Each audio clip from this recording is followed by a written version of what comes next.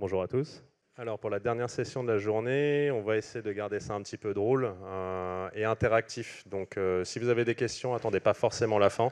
N'hésitez pas à poser des questions directement, on y répondra ou alors on décidera de ne pas y répondre parce que c'est pas intéressant, mais on se débrouillera. On va parler aujourd'hui de résilience opérationnelle. Donc j'ai rajouté le jour où les backups ne suffisaient plus. Donc je ne sais pas, est-ce que ça parle aux gens ici déjà, la résilience opérationnelle, un petit peu ou pas du tout? Vous êtes juste venu parce qu'il y avait de la place et il faisait moins chaud que dans la salle d'à côté? Ouais, c'est possible. Ok.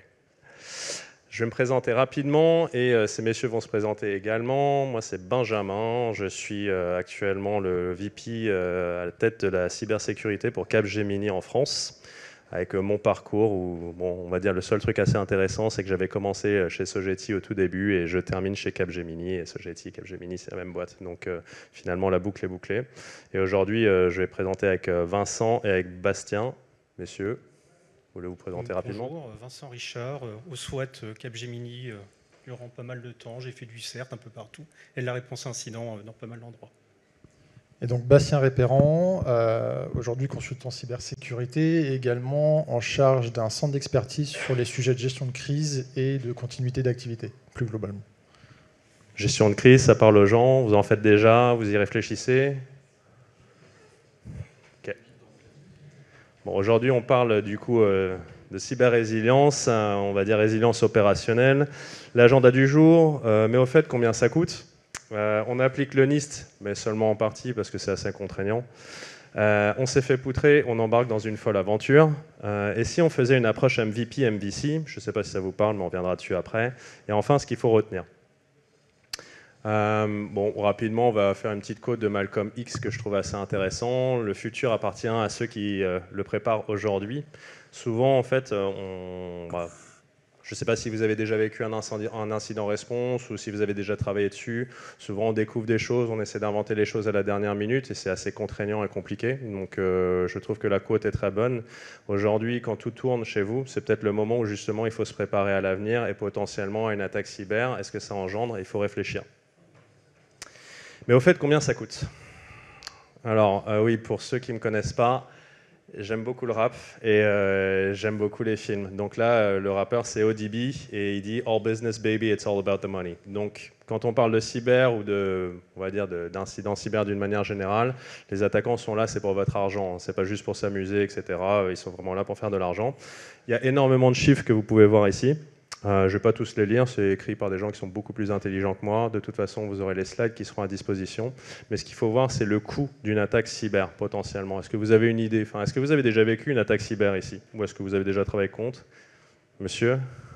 Messieurs? Messieurs? Ok.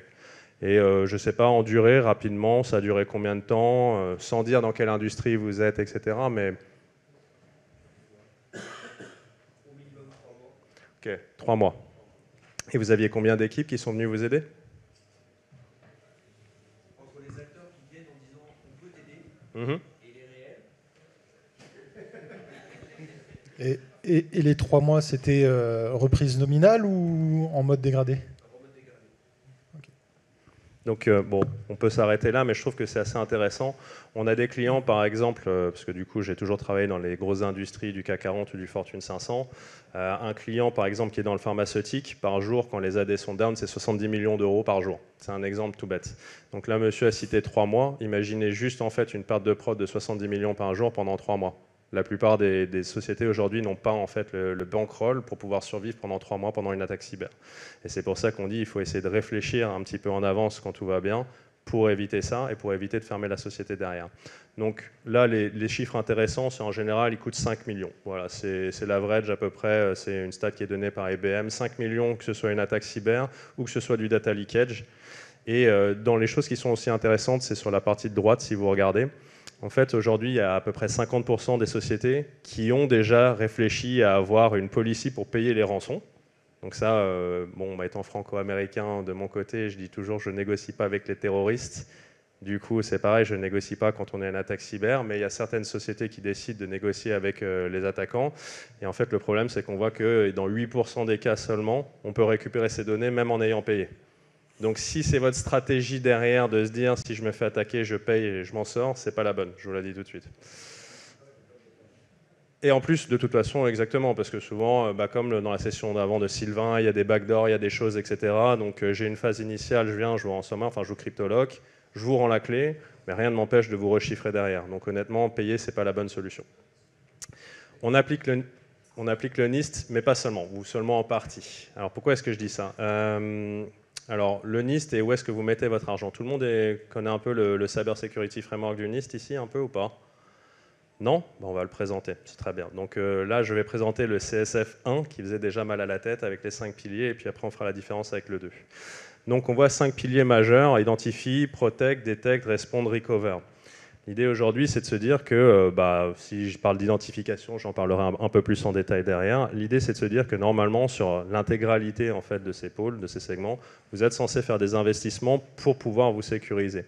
Et aujourd'hui, ce qu'on remarque avec la plupart des entreprises, c'est que vous pensez au premier pendant. Donc l'identification, la protection, la détection. La réponse, pas vraiment. C'est bon, normalement, tout le reste, ça devrait à peu près couvrir le spectre. Du coup, j'ai pas besoin de réfléchir à une réponse à incident. Et la partie recover, de toute façon, c'est pas grave. J'ai des backups, ça passera. Donc, la première question, c'est est-ce que vous suivez ce type de framework? Donc, j'ai des messieurs là-bas qui connaissaient pas le framework, il n'y a pas de souci. Mais chez nos clients, je sais pas, dans la salle, est-ce qu'il y a des gens qui suivent le NIST un petit peu ou pas, pour la maturité qu'ils peuvent avoir sur les différents pôles? Ouais, un petit peu. Ok. Donc maintenant, la vraie question, c'est quelle est la maturité de l'entreprise en fait pour suivre un framework de cybersécurité, et surtout où est-ce que vous dépensez vos dollars, enfin vos euros, pardon, on est en France. Donc là, j'ai un exemple tout bête. Ça, c'est Nelly, c'est un rappeur qui fait une chanson qui s'appelle Grills. Donc lui, en tout cas, on sait où il met son argent, c'est tout dans les dents. Voilà. Par contre, quand on discute avec des C-level, ce que je fais quand même assez fréquemment chez mes clients, le problème c'est qu'on me dit toujours il va falloir commencer par un big case parce qu'on n'a pas de l'argent à l'infini. Donc faites-moi en fait un risk assessment, impact analysis, et en fonction de ça, on réfléchira où on va saupoudrer un petit peu d'argent. Et du coup, on se retrouve à saupoudrer un petit peu à droite, à gauche, mais c'est souvent insuffisant. Est-ce que, je sais pas, ça vous parle un petit peu ce que je raconte ou pas? Vous avez tous budget infini chez vous? Ouais, il y a Mathieu qui... Ouais, je pense pas. Alors, est-ce que vous connaissez la différence, pour ceux qui suivent le NIST, entre le CSF V1 et le CSF V2? Et c'est quelque chose de super important. Est-ce qu'on a une main levée quelque part? Moi, j'ai pas de goodies, mais si vous voulez, je vous paye une bière après. Non? Ok, c'est la même chose, mais il y a quelque chose de super intéressant au milieu, c'est la partie gouvernance. Je ne sais pas, vous travaillez aujourd'hui chez un client final, vous faites partie peut-être des équipes identité. Vous travaillez de manière facile avec les personnes du workplace, vous discutez avec les gars de l'hyperviseur, quand vous avez besoin d'ouvrir un flux réseau, ça se fait en 2-2, tout est déjà défini, vous avez des instances où vous échangez, ou en général c'est toujours un peu la cata? Je vois des têtes qui ont l'air contrites. Je pense que tout le monde sait très bien de quoi je parle. C'est chacun fait son truc dans son coin. Déjà, si j'ai un peu de gouvernance au sein de mes propres équipes, c'est pas souvent le cas, hein. Vous avez un IT niveau mondial autour de l'identité, vous n'avez pas forcément en fait de sessions qui sont définies même au sein de vos propres équipes. Alors là, on parle inter-équipe et interopérabilité. En général, franchement, on en est super loin. Donc, pourquoi est-ce qu'ils ont ajouté la gouvernance? Évidemment, c'est pour que les différents pôles puissent discuter ensemble, parce que quand on fait une réponse à un incident ou autre, on a forcément besoin d'avoir un petit peu d'interaction et d'homogénéité auprès des équipes, de fluidité. Est-ce que vous travaillez actuellement sur des target operating models? Je sais pas, c'est un truc un peu à la mode, ça vous parle un peu? Ouais, je vois des oui.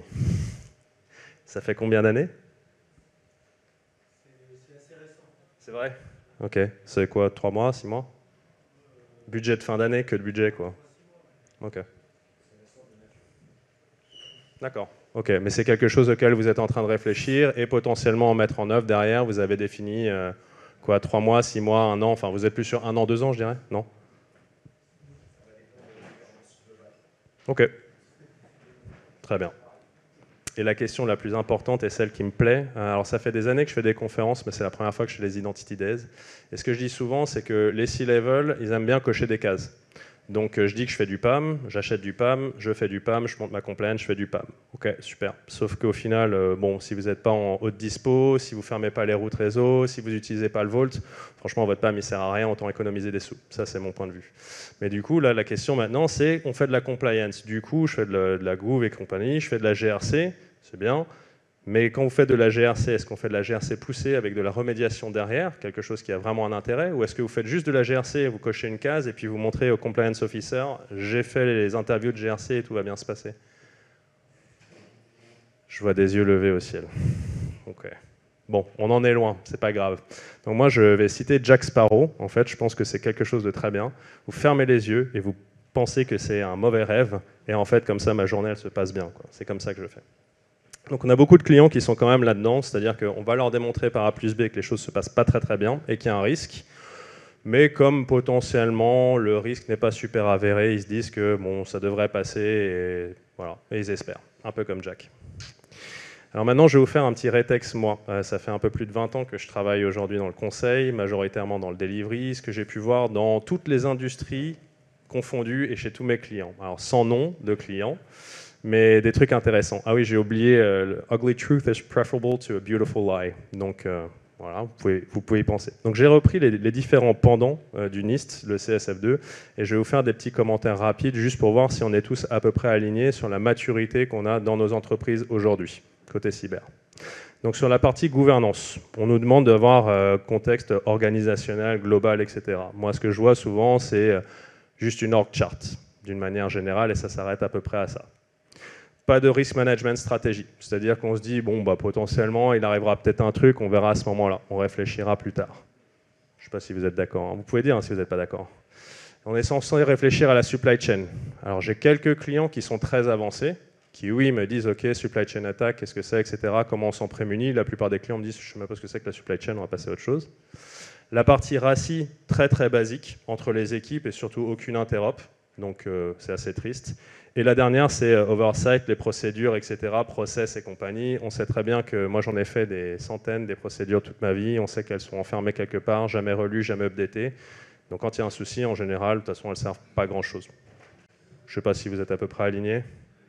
Ouais. La deuxième partie, l'identification, très très important dans le NIST, l'asset management. Alors une question pour vous tous ici. Qui est-ce qui a déjà vu une CMDB propre ?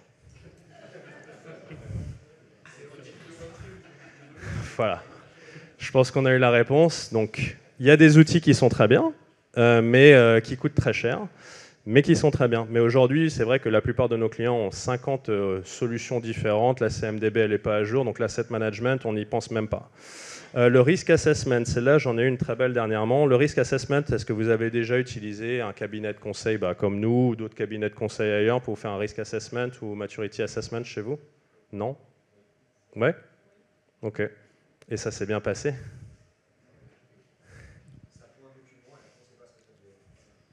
C'est exactement ça.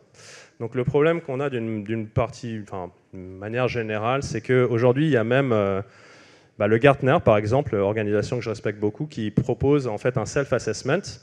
Et le problème, c'est que c'est un self-assessment. Donc vous allez aller sur le site du Gartner, vous allez répondre à tout un tas de questions de ce que vos équipes vous remontent, parce que vous n'avez peut-être pas la vue opérationnelle ou vous ne la comprenez pas. Et au final, vous sortez avec une maturité à 3,5, 4 sur 5, donc finalement, vous êtes plutôt pas mal. Là, j'ai fait l'exercice il n'y a pas longtemps pour un client dans l'industriel, où il m'a sorti sa liste de Gartner, il était à peu près à 3,5, 4 sur quasiment tout. On a fait en fait l'assessment avec mes équipes, donc plus d'une trentaine d'interviews et un deep dive technique, et en plus on a utilisé des solutions.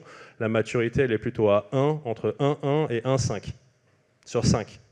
Donc il y a une énorme différence et c'est ce que j'appelle l'effet pastèque, je ne sais pas si vous le connaissez. Les opérationnels qui disent c'est rouge, et plus ça remonte la chaîne, en fait ça devient jaune, puis ça finit vert, comme ça c'est tout beau pour le top management. Ce qui est vrai aussi. Bon après c'est une façon de faire. Et la partie improvement, on m'a répondu pourquoi faire. De toute façon, on a military grade au niveau de tout. Donc, ok, bon, pas de souci, on ne va pas faire d'improvement.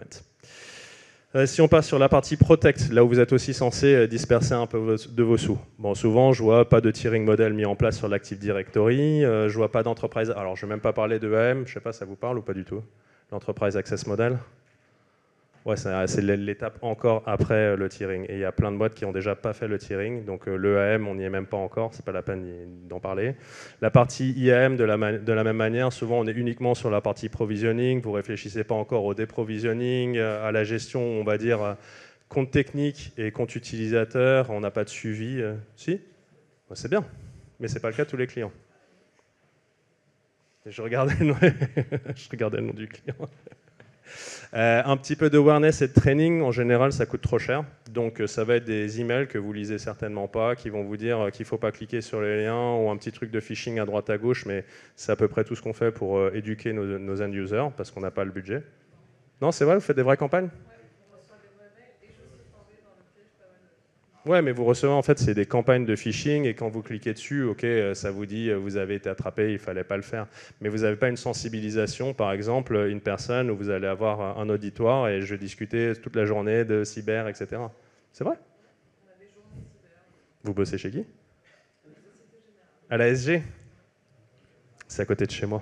Et, et en plus, non, on délivre des projets ensemble. Très bien. Mais là, on est dans le bancaire. Donc le bancaire, c'est pareil. Quand on disait les différentes industries, il y a des industries qui vont être un petit peu plus tatillonnes que d'autres. Et encore, j'ai travaillé dans le bancaire, alors pas chez les rouges, je ne donnerai pas la couleur.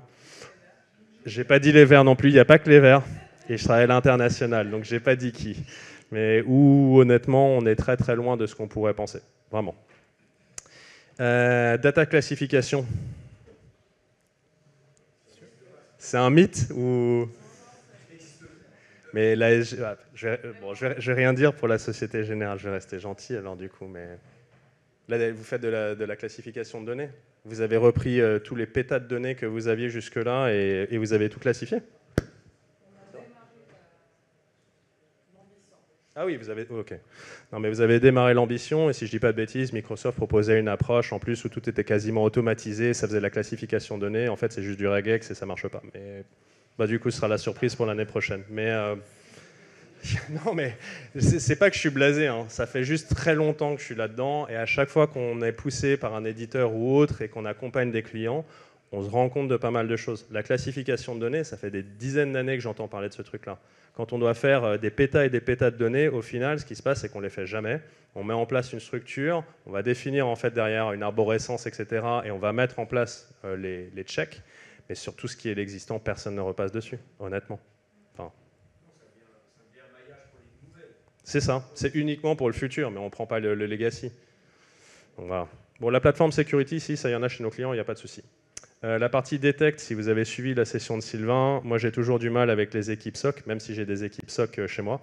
Mais du coup, je vois souvent des millions dépensés dans des solutions, mais le problème, c'est pas tellement les solutions, c'est ce qu'on laisse faire aux opérateurs derrière. C'est-à-dire qu'ils vont pouvoir faire une détection, ils vont pouvoir faire quelque chose, mais ils ne vont pas forcément pouvoir agir. Il faut quand même savoir que 80% des attaques, c'est évidemment les moments où vous n'êtes pas là, parce que quand on vous attaque, c'est quand les week-ends, ça va être les jours fériés et c'est les nuits. Donc déjà, si vous n'avez pas un SOC H24, c'est compliqué.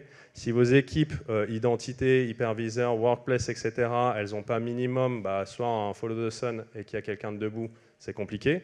Parce que là, par exemple, c'était dans le bancaire, ils avaient un SOC 24/7 et on a simulé une attaque évidemment le soir, sauf que le temps que le SOC manager soit prévenu qu'il chope quelqu'un de l'équipe AD, déjà, il a 15 minutes pour venir au téléphone, mais c'était plutôt 30-45 minutes.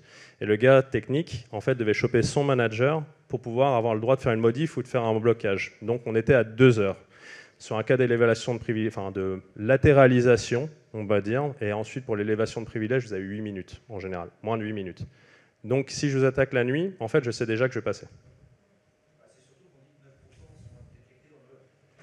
En plus, je viendrai.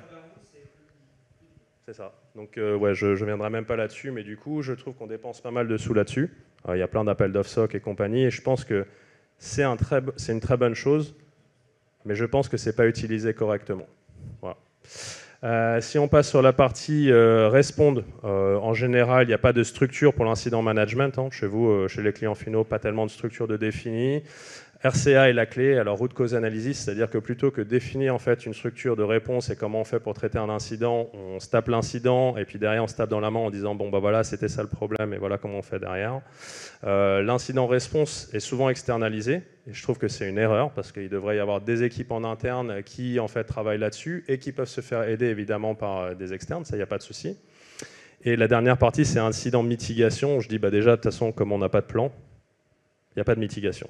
En général. Voilà. Il n'y a pas de mode dégradé. Alors, je ne dis pas ça pour tous les clients, mais il y a énormément de clients qui ne pensent pas du tout à se dire, on en parlera plus tard du coup. Et la dernière partie, qui est la partie recover, que je trouve la plus importante pour moi, parce qu'on parle de résilience opérationnelle aujourd'hui, quand je viens et que je parle de recovery, on me dit, c'est bon, on a des backups. Je ne sais pas pour vous, ça marche les backups d'une manière générale, c'est suffisant pour remonter une boîte ? C'est la première partie. Alors moi, je suis un advocate de Semperis, pour ceux qui me connaissent, et de Quest, et de tout un tas de solutions qui font du backup, qui marchent très très bien, mais c'est que la première étape. En fait, faire un backup, stocker le backup sur un stockage immutable, etc., c'est la base. Si vous faites ça, ça ne veut pas dire que vous revenez demain. Donc c'est juste la première partie. Donc avoir un backup, ok, vous avez l'AD, c'est bien, vous avez peut-être vos applis de l'autre côté, et comme on parlait de la fameuse gouvernance tout à l'heure derrière, moi, je vais remonter l'AD, c'est cool, mais si mes applis elles sont remontées ailleurs, pas sur le même subnet, s'il n'y a pas d'ouverture de flux, etc., votre boîte, elle ne marche pas. En fait, on a remonté des trucs à droite à gauche, mais il n'y a rien qui fonctionne. No end-to-end DRP exercice. Donc ça, c'était justement le truc de se dire, un incident de crise, en fait, vous devez le jouer de bout en bout. C'est pas juste, je me dis, bon bah tiens, je me connecte avec mon PC, je fais un truc. C'est non, j'ai été ransomware, j'ai plus accès à mon PC, j'ai plus accès au réseau, où sont mes backups, comment je fais pour restaurer ça dans le data center, comment je fais avec mes applis, comment je contacte les gens, j'ai plus Teams. C'est ça, en fait, un vrai exercice. Et aujourd'hui, la plupart du temps, ils sont pas joués correctement. Et après, quand on arrive dans un vrai incident de crise, c'est compliqué. Donc, ça, c'est ma spécialité, la claquette consulting. Je te fais une roadmap à 3 ans, parce que là, je viens de faire un audit chez vous, donc maintenant, je vais vous faire une roadmap sur 3 ans, sur comment, en fait, vous renforcer. Pas de souci. Donc, j'ai mis Tom Cruise, etc., parce que c'est un beau gosse. Voilà. Big case. Alors là, je vous fais un vrai big case. C'est un big case que j'ai fait pour un client, 12 000 utilisateurs, 15 000 ordinateurs, 2500 serveurs, sécurité, hybride identity, un très mauvais score côté AD, un très mauvais score côté Entra, réseau à plat, pas de gouvernance. Je vous laisserai les slides, de toute façon elles seront disponibles derrière. Il faut que je m'active un petit peu parce qu'il nous reste 20 minutes. Case 1, en fait, on a fait 3 cases pour ce client. Donc le case 1, c'était une full remédiation. Vous gardez votre environnement existant, on va faire une remédiation complète en fait, de tous les IE, de tous les IOC, et potentiellement on va vous faire la mise en place des best practices, du PAM, du PO, la complète. Bon, la timeline était sur 1 an et demi, et au final on discutera de combien de temps ça a pris derrière. Le case 3, c'est Greenfield, c'est se dire que potentiellement, en fait, bon, ce que vous avez, c'est outdated, c'est compliqué, etc. Ça va être trop compliqué à remettre on va dire, au goût du jour. Donc, je pars sur quelque chose de complètement neuf. Et là, la plupart des gens vont me dire, ouais, c'est la solution de facilité, et de toute façon, ça coûte plus cher. Bah, détrompez-vous, en fait, dans ce big case-là. Partir d'un Greenfield et faire une migration, c'était moins cher que de faire une full remédiation. Donc, je le dis, ça existe, c'est possible de faire moins cher. Est-ce que quelqu'un a une idée, du coup, par rapport aux chiffres là qu'on voit, 12 000 utilisateurs, 15 000 ordinateurs, 2500 serveurs, si on réfléchit à 1 an et demi entre analyse, design, build, migration, run, MVP, tout ça, un petit chiffre, quelqu'un, du coût du projet? Non? Allez, entre 2 et 3 millions. Bien vu. Entre 2 et 3 millions sans la partie hardware et sans la partie licence. C'est juste pour dire, donc c'est relativement cher. 1 an d'implémentation, évidemment, quand on avait quand on était assisté par le top management, le leadership, qui vient appuyer, ouais, vous pouvez faire ce genre de scénario en 1 an. La vérité, c'est que la plupart du temps, ça prend du temps. Vous avez des entités, vous avez des usines, vous avez des entrepôts, c'est pas vous qui les gérez, ça met 2 à 3 ans. Donc maintenant, en fait, quand vous avez un plan, je viens chez vous, on fait le plan, on voit tous les détails, tous les streams, etc. On vous dit, on va vous renforcer. Ça va prendre 2 ou 3 ans. Par rapport à ce qu'on a vu avant, la vraie question, c'est est-ce que vous pouvez attendre 2 ou 3 ans? Moi, je pense que non. Donc, je vais passer la main bientôt à mes collègues qui sont présents. On s'est fait poutrer, on embarque dans une aventure folle. Donc, basé sur ce qu'on a vu dans les slides précédents, comme dirait Connor, tout ce que je vois, c'est des targets qui sont faciles. Vous êtes parti déjeuner, ça parlera peut-être à des gens en 2017, et quand vous êtes revenu du déjeuner, vous avez vu que tout était chiffré. Je ne donne pas le nom du client, mais je pense que tout le monde sait. Alors, quelqu'un connaît Travis Pastrana ici, un peu ou pas du tout? Ouais, forcément. Alors j'ai une question. Quelqu'un a déjà fait un incident réponse ici pour un client? Donc on disait pas du côté client, mais côté, on va dire, intégrateur ou partenaire? Non? Alors pour les clients là-bas qui ont déjà fait de l'incident réponse, on dirait que c'était comment? Comment vous avez vécu, on va dire, l'attaque? Et est-ce que c'était très facile ou est-ce que tous les jours c'était un petit peu la tête à l'envers? C'était comment? Le chaos. Ok. Aucune préparation. D'accord. Quelque chose d'à peu près viable.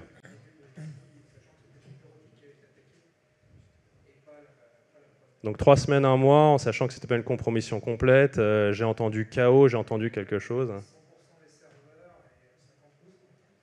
Ok. Ouais, donc c'était pas mal. Donc c'est 3 semaines, un mois, et du coup vous l'avez bien vécu, c'était le chaos. Donc je vais vous donner l'exemple complet de quelqu'un que j'aime beaucoup, c'est Travis.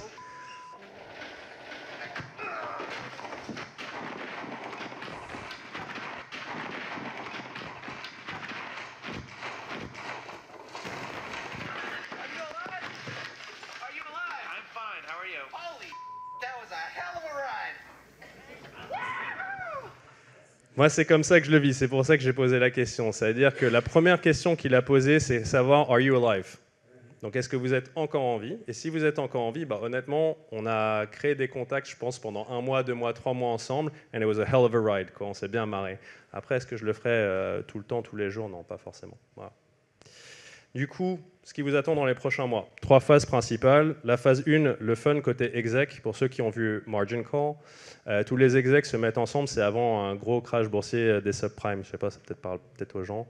Et tout le monde s'est mis ensemble dans une salle, ils ont réfléchi, ils ont dit ouais, ils ont fait un super boulot, mais on va voir un peu comment liquider les gens dans la boîte. Parce que bon, il faut toujours trouver un coupable en général quand les choses se passent pas bien. La phase numéro 2, suit up. Donc ça, c'est Barry Stinson qui dit toujours suit up. Aux États-Unis, suit up, ça veut aussi dire il faut aller chercher son avocat.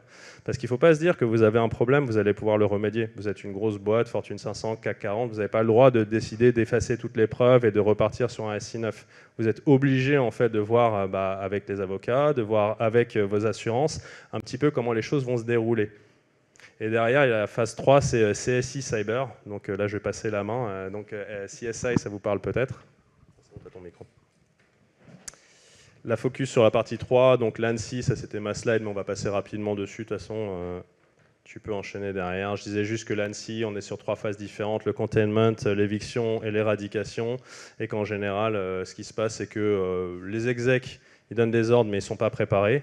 Derrière, les understaff teams, donc vos teams qui sont déjà en souffrance parce qu'ils ne sont pas suffisamment nombreux, bah là, ils vont devoir travailler en fait pour la société qui est en train de leur dire tu vas me chercher telle preuve ici, tu vas me faire ça, tu vas me faire des dumps mémoire plutôt que de reconstruire, donc c'est compliqué. Et la dernière, c'est votre business prendra des semaines, voire des mois à revenir online, donc Maverick vous dit est-ce que vous amusez encore ou pas? Ok, bon moi je vais parler d'un cas réel. Pour donner un peu de contexte, il y a eu pas mal de préparation avant, on avait déjà eu les anniversaires in the middle attack avant, on avait plein de process en place, donc on n'est pas parti de zéro, et même comme ça reste folklorique. Voilà. On sait ce qui s'est passé lors de l'incident et de la crise qui a déroulé. Ça, c'est pas. Vas-y, enchaîne. Bon, je peux faire ça, vous inquiétez pas. On sait ce qui s'est passé avant, c'est pas un souci. Donc, le client avait des agences un peu partout dans le monde, ce qui est toujours sympa aussi. Je commence depuis le début, je commence par le jour 0, c'est pas ce qu'on a su dès le début, vous inquiétez pas. Donc, jour 0, on a un commercial qui est là depuis une vingtaine d'années dans l'agence, qui connaît plein de monde partout, dans toutes les agences à droite à gauche, dans plein d'endroits différents, un carnet d'adresses long comme le bras. Jusque-là, ça va. Il reçoit un email d'un client avec qui il bosse régulièrement. Le client, dedans, c'est marqué « ouvre le SharePoint derrière, regarde le document ». Il se connecte, il rentre login mot de passe sur une page Microsoft standard qu'il a l'habitude de voir. Le SOC reçoit une alerte. Il regarde, SOC niveau 1, il vérifie. C'est des serveurs Microsoft Azure, ça a l'air légitime, j'accepte. Jusque-là, tout va bien. Bon, en fait, l'attaquant derrière, c'était son serveur sur Microsoft Azure. Dans la foulée, il automatise le changement du MFA, donc il rajoute un numéro de téléphone dans le MFA, et il commence à regarder ce qu'il y a derrière de disponible sur Azure, les emails, ce qu'il y a dans le SharePoint, ce qui est... voilà. Bref. Et ben, il ne fait rien sur le coup. il ne réagit pas tout de suite. Pourquoi pas, hein. Nous, on n'a rien détecté, on n'a rien vu, et il n'y a même pas eu d'alerte pour le SOC au niveau du fait qu'il y a eu un changement de numéro de téléphone comme ça. Pas de contexte ni rien. Ça va, c'est pas si mal. Je rigole. Le lendemain matin, l'acteur malveillant revient, il commence à télécharger encore pas mal de choses, et il envoie 1500 mails à 1500 clients, enfin 1500 clients. Il envoie 1500 mails en interne à plein de personnes dans plein d'agences différentes de la multinationale en question. Il envoie des milliers de mails à l'extérieur aussi à des clients qui sont bloqués à 99% des cas. Mais on a quand même 1500 mails comme ça de AITM, de renvoyer en interne, et donc potentiellement, il y a d'autres personnes qui cliquent. Et vu qu'il est connu, qu'il connaît plein de monde, il y a plein de personnes qui cliquent. Dans l'heure qui suit, il y a quand même un IT de l'agence, vu que c'est une grosse agence, un IT dédié qui réagit, qui bloque le compte. C'est pas mal. Il remonte l'alerte au niveau de la sécurité centrale parce que c'était prévu dans les process, il a été formé, il prévient. Il y a la gestion de crise qui se met en route très rapidement et donc on commence à mettre une gestion de crise en route avec pas mal d'intervenants de plein d'équipes différentes d'IAM, du SOC, de réponse à incidents, etc. Le DPO aussi qui rentre dans la boucle très vite parce qu'on sait qu'il y a de la fuite de données potentielle. C'est normal. Donc, on arrive à bloquer rapidement les envois d'emails aux différentes personnes. On arrive à avoir une liste à peu près complète des gens qui ont cliqué au départ, mais les remontées dans le SOC ne sont pas correctes, donc on ne sait pas s'ils ont rentré leur credential ou pas. On n'a pas qu'un seul SOC, on en a plusieurs. Donc le SOC central, c'est bon, on l'a sous la main, mais il faut faire les communications avec tous les SOC à droite à gauche, parce qu'il y en a d'autres dans d'autres SOC qui ont reçu et qui n'ont pas eu forcément d'alerte non plus. Bon, ça va, c'est pas si mal. Donc, des centaines de comptes à bloquer, retrouver les gens derrière les comptes, parce qu'on va forcément faire un reset complet des comptes à un moment. Le MFA, vu qu'ils ont accepté le numéro de téléphone, on ne peut pas le garder en l'état, il faut le modifier aussi. Discussion avec l'IAM pour voir ce qu'on fait dans la foulée. Ah, au fait, vous avez juste bloqué le compte. La session, elle est toujours active. Il peut toujours faire des choses avec les comptes qu'il a. Ben, on va forcer le reset maintenant. Hein. Ok. Non, je vais essayer d'accélérer, ça peut être pas mal aussi. Donc on a déjà prévu pas mal de choses avec le DPO. Donc ce qu'on fait aussi rapidement, c'est quand on discute, on savait très bien qu'il n'y avait que 2 semaines de log qui étaient valides de conserver au niveau du cloud. Donc on fait un téléchargement des logs en masse dans un dossier partagé avec les avocats et l'équipe d'investigation pour vérifier. Voilà, on s'est dit au début, quand l'incident a démarré, on en a pour des mois. Au final, on y a passé une trentaine de jours parce qu'on a quand même réussi à beaucoup écumer très vite, et ça s'est assez bien passé. Et donc, au bout de 30 jours, on avait fini toutes les vérifications, on avait la liste exhaustive de ce qu'elle avait filtré, on avait communiqué à toutes les agences, à droite à gauche, y compris les notifications en urgence, et ça, c'était une crise qui s'est plutôt bien passée, vu qu'elle était préparée. Je fais ça, non ? Petit souci avec le PC, forcément. Sinon, ce serait pas drôle, j'arrive pas à passer entre mes slides. Ouais, bah je peux te le passer comme ça. Bon. Si vous avez juste 2 secondes, on est un peu pressé par le temps. Oui, il n'y a personne derrière, mais on nous a dit qu'il fallait, à 17h, ça fermait pile poil. Donc, j'essaie juste de revenir rapidement. Oui, youpi. Bon, je trouve que ça résume plutôt bien en haut à droite, là, hein. La petite vidéo que tu nous as mis. Les bases, l'eau ça mouille. Et si on faisait une approche MVP-MVC, est-ce que ça vous parle MVP ou MVC? Donc Minimum Viable Product, je vous le fais avec le bel accent, mais MVC, ça vous parle ou pas? Non, c'est Minimum Viable Company. En fait, aujourd'hui, on se pose les questions dans le mauvais sens. Quand vous pensez, en fait, d'une manière générale, aujourd'hui, vous êtes techos. Enfin, moi, en tout cas, je suis un techos. Donc, vous pensez d'abord à la partie technique. J'ai besoin de l'AD, j'ai besoin du réseau, j'ai besoin de mes firewalls, j'ai besoin de mes serveurs, j'ai besoin de ceci, j'ai besoin de cela. Mais en fait, honnêtement, si on réfléchit bien, parfois, on s'en fout complètement. Si je prends l'exemple de Landman, je ne sais pas qui l'a vu, c'est une série qui est très très bonne. Mais en fait, aux États-Unis, donc ils sont en train de faire du forage de puits, donc il y a tout un tas de choses. Et à un moment, il dit quelque chose de très important. C'est en fait, on s'en fout de tout à partir du moment où je peux continuer à pomper de l'huile. Dans votre boîte, peut-être que vos postes de travail, O365, les SharePoint, c'est pas ça en fait qui est business critical. Ce qui est business critical, c'est l'appli qui permet de faire tourner votre usine, c'est l'appli qui permet en fait de faire des sous derrière. Donc honnêtement, votre poste de travail, votre téléphone, je m'en fous complètement. Il faut avoir une approche inverse, c'est-à-dire qu'il faut réfléchir à c'est quoi les applications qui rapportent de l'argent, parce qu'au final, on est tous drivés aujourd'hui par une seule chose dans les entreprises, c'est l'argent en fait que fait la boîte. Ces trois, alors j'ai déjà eu des exemples, on me dit 50 applications, c'est pas vrai. Si vous me dites 50, c'est faux. En général, quelle que soit la société, vous êtes en dessous d'une quinzaine d'applications critiques qui font tourner la boîte. Il faut connaître les applis et à partir de là, en fait, faut découdre derrière. Elles ont besoin peut-être de network, d'internet, fédération, j'en sais rien, de tout un tas de choses. Et par rapport à ça, vous faites votre recoupage et c'est ça qui vous permet en fait d'avoir votre résilience derrière. C'est pas de se dire je dois absolument tout récupérer. On s'en fout de tout récupérer. Il faut récupérer le minimum pour que la boîte tourne. Donc comprenez votre business, et votre business, c'est pas l'IT. À la base, l'IT est là pour servir le business. Donc ça, c'est la première partie. Donc quelles sont les apps qui font tourner le business? C'était la première question. Quelle infrastructure, en fait, est-ce qu'elle repose sur quelle infrastructure? Est-ce que je peux opérer dans des silos?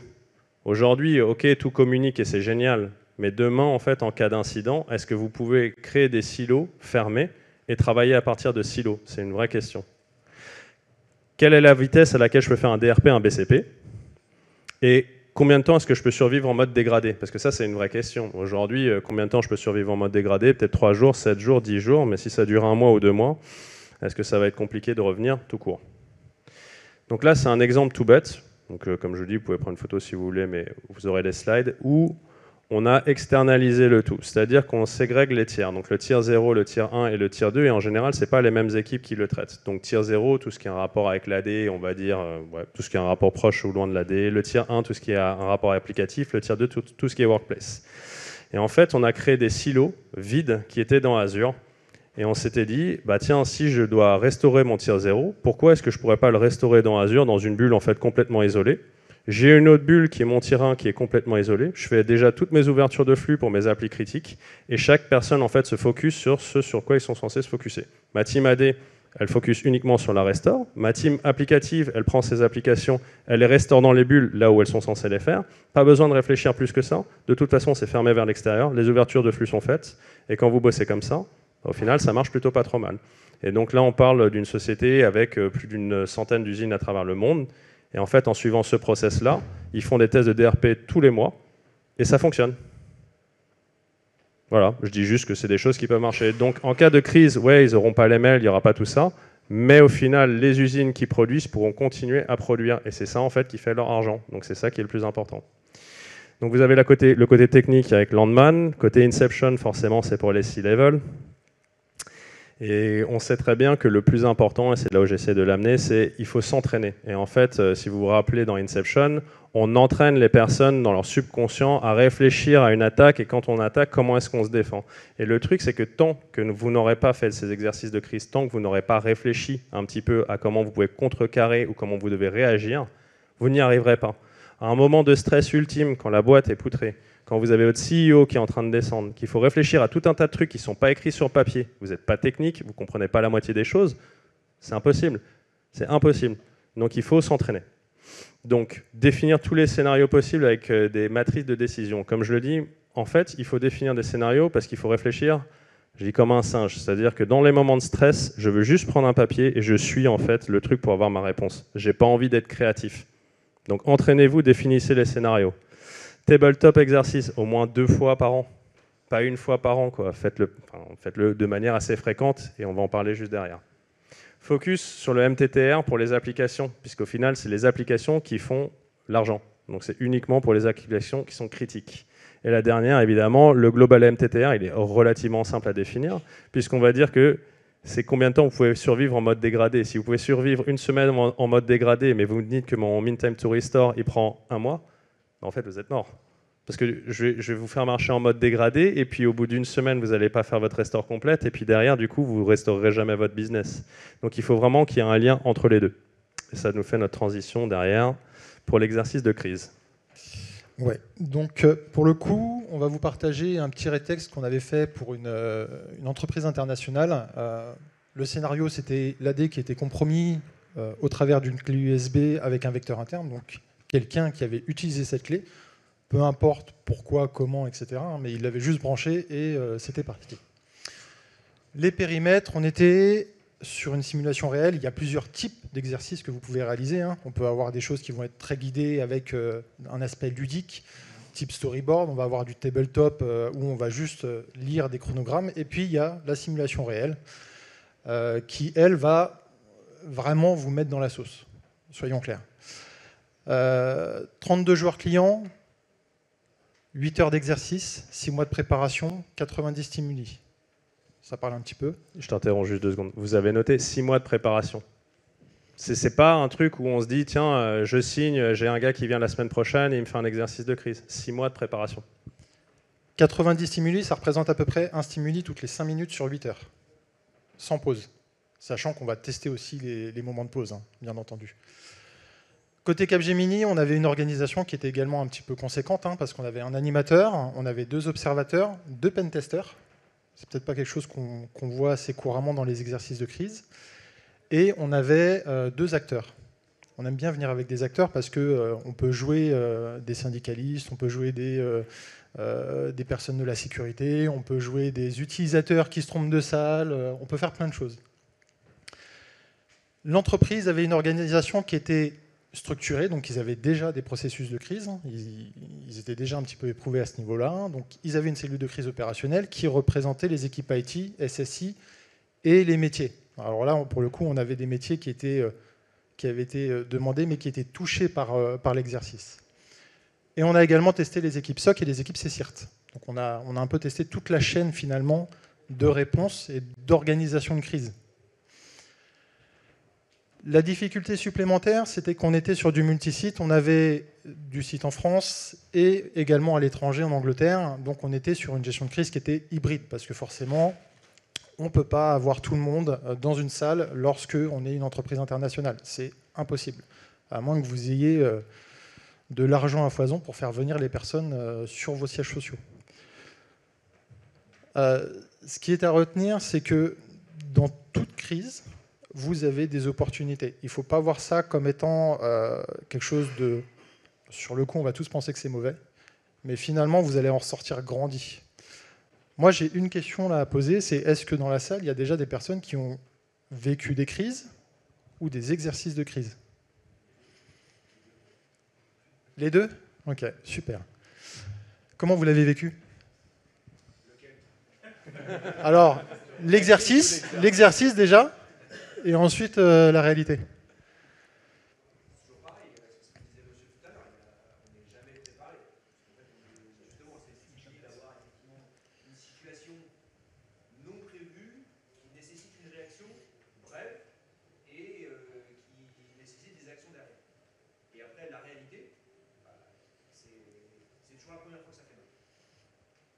Donc,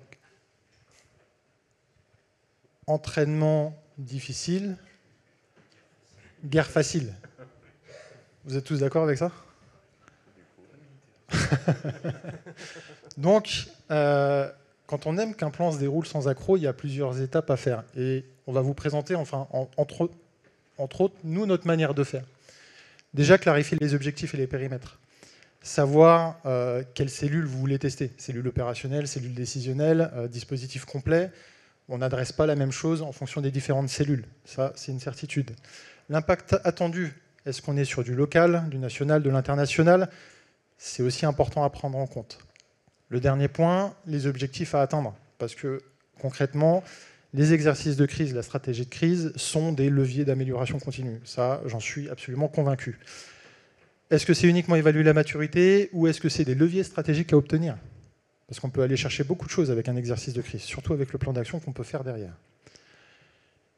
Ce qui est important dans un exo de crise, c'est d'obtenir les outils et l'organisation. Comprendre la structure, les solutions que vous avez en place. C'est extrêmement important. On doit absolument contextualiser votre exercice. Donc, on va récupérer vos processus de gestion de crise, vos fiches réflexes, vos déclenchements, que ce soit en HNO ou en HO, vos processus de communication, et ainsi de suite. Tout ça, c'est des éléments qui sont structurants pour faire un exercice de crise réel. Et bien entendu, le dernier point, le plus important, c'est d'identifier les acteurs. Qui fait quoi et dans quelle cellule. Je vois qu'on me dit qu'il faut que j'aille très très vite, du coup je vais accélérer. Construire le scénario, impliquer des acteurs clés, des complices en interne. N'invitez pas les DSI ou les RSSI. C'est à ne pas faire. Ça va nous permettre de garantir la cohérence entre l'opérationnel et l'organisationnel et de définir également des critères qui vont vous permettre d'avoir du smart à la fin en fait, et de pouvoir avoir des éléments qui vont vous permettre de vous améliorer. Voilà, c'est ce que je pouvais vous présenter par rapport à ça. Je crois qu'il y a un dernier point, mais c'est le jour J. Avoir la logistique, je parle des stimuli, mais avoir la logistique. Des salles suffisamment grandes pour avoir les personnes dedans. Ne pas oublier les stimuli. Petite anecdote, on avait oublié les stimuli pour faire un exercice et on avait dû faire l'aller-retour en vitesse à l'hôtel. Rappeler les règles d'engagement pour éviter que quelqu'un prévienne la direction, ça aussi, c'est un peu embêtant. Ça nous est arrivé. Et puis adapter le rythme en ajoutant ou pas des stimuli durant l'exercice de crise. Ça aussi, c'est important. Et ça, c'est les observateurs qui nous le disent, pour le coup. On ne vous présente pas la dernière slide, du coup, mais je laisse juste la mettre. Merci. Pour ceux qui aiment bien Matrix. Et puis, on peut terminer là-dessus. Allez, merci beaucoup.